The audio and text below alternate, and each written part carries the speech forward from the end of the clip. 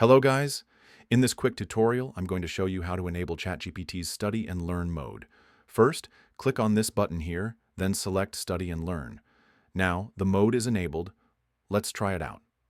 I'm going to upload an exercise and ask ChatGPT some questions.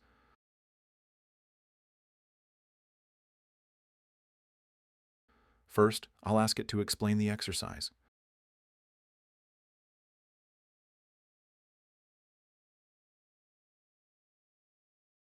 It will go through each question one by one, give hints about the answers, and even ask you follow-up questions to help you think critically. ChatGPT will do this for every question in the image. It even suggests starting with the first question.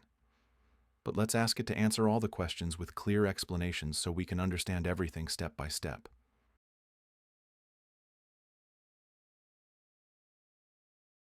ChatGPT's Study and Learn mode makes it much easier for students to do their homework and actually understand the questions and problems. Found this useful? Smash that subscribe button.